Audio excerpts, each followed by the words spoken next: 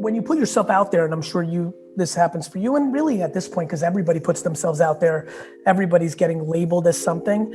Like I'm just grateful that I have the chance to be labeled, whatever that label is. I'll just, so keep going.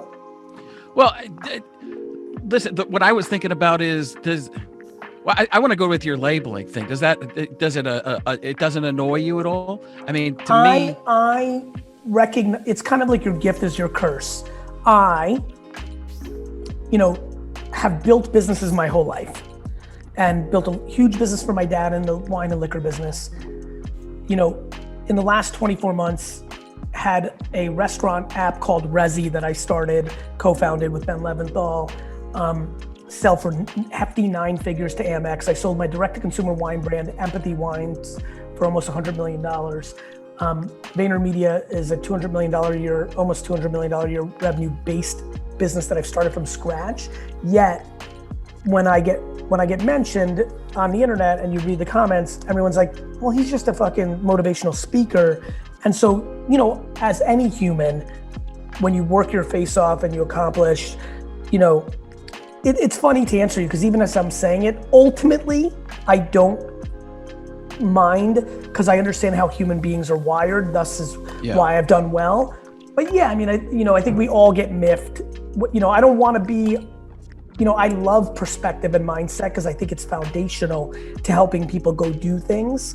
But I think there's a lot of characters that, just speak for the sake of speaking and don't have the resume or the execution underneath them. And of course, there's times that I wish that was recognized more. But, I also know that when you have trillions of videos of you speaking on stage being consumed, that's the only context. And so I have to be empathetic because I'm the one creating those videos and distributing them.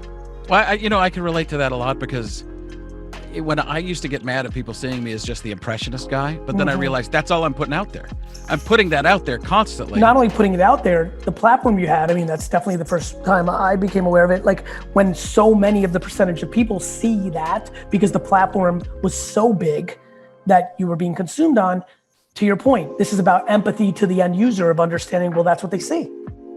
So do you think, as I know a little bit about your story, that you built your parents' wine business was worth like $3 million.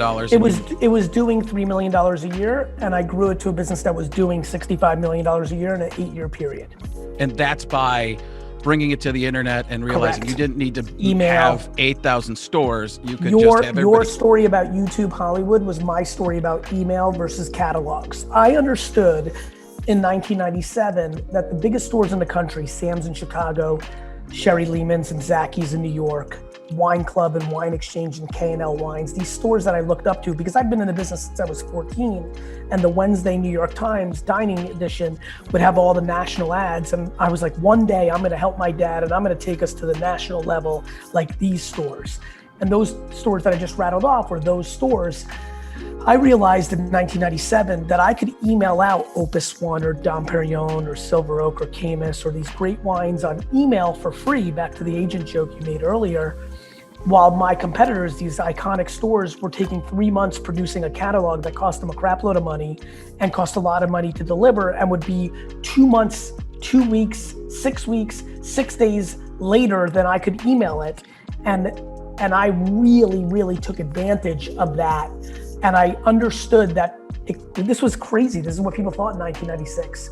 I understood that rich people that bought expensive wine would use email and reply and say they want 6 bottles. And literally, in fact, this is crazy for every listener, people debated me saying that the affluent individuals wouldn't like that experience and would rather order it from a catalog. People always do that. They do it now. Instagram influencers didn't go on TikTok because they were insecure and didn't want to start all over. So they would make up excuses that TikTok was only for girls dancing when it was obvious what was happening there. People don't like change, and I love change. And that has been a huge foundation of my career.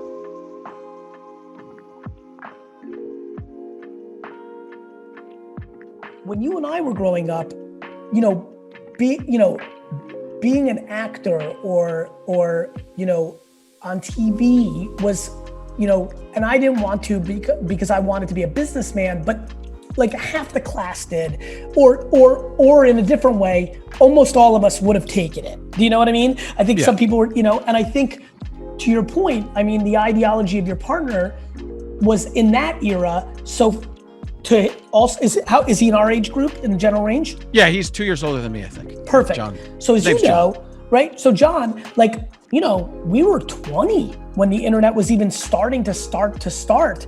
And it was definitely not like the same as like it is today. And now it's completely flipped upside down. So John, 15-year-old John right now only dreams of going viral or winning on the internet.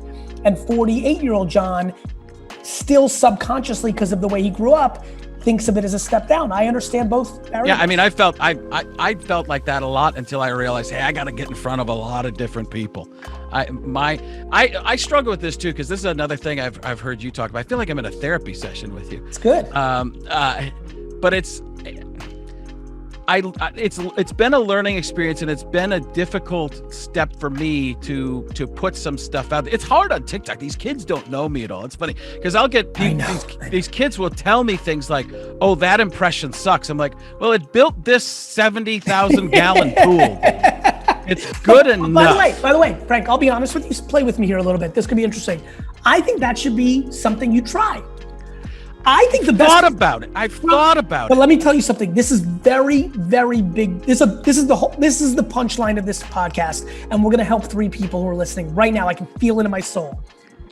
The biggest difference between what made you great and you became you, and this exact second, is I thought about it, is the vulnerability.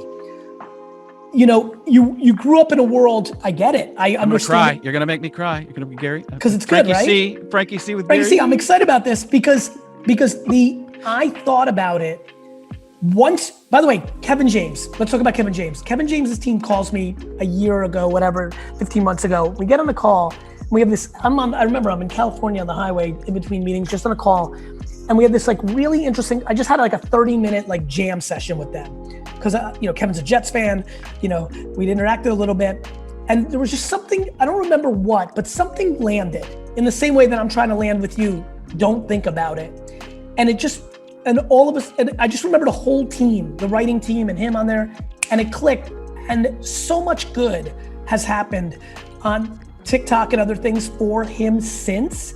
And I genuinely believe the same thing would happen for you, which is in a world where you perfected shit before you showed the world, what's so fun about this is you get to perfect it with them, not without them. And when I tell you that if you started a whole shtick of you razzing the kids, razzing you, like in the meta of it, that would fucking crush. Well, this is going to become a TikTok itself. With you saying that, that'll justify the reason for me doing it. Done. So that's what I needed was.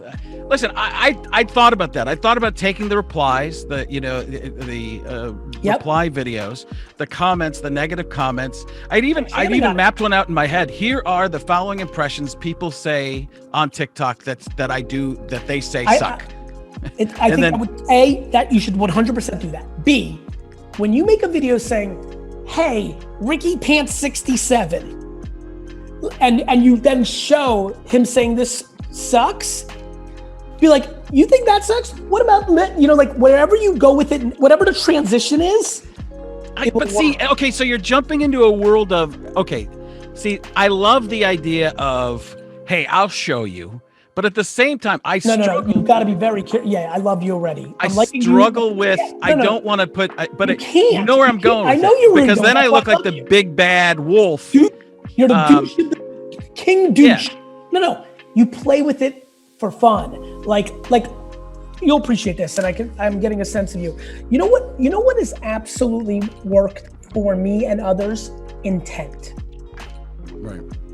People like Garyvee, and that would be the tone of it as well, right? Correct. The tone, the way you put it. Or you invite the kid to swim. Like there's a million places you can do it. You see where I'm going? I invite the kid to swim during COVID. Yeah, I got these other 4 kids. They're coughing. It'll be fun.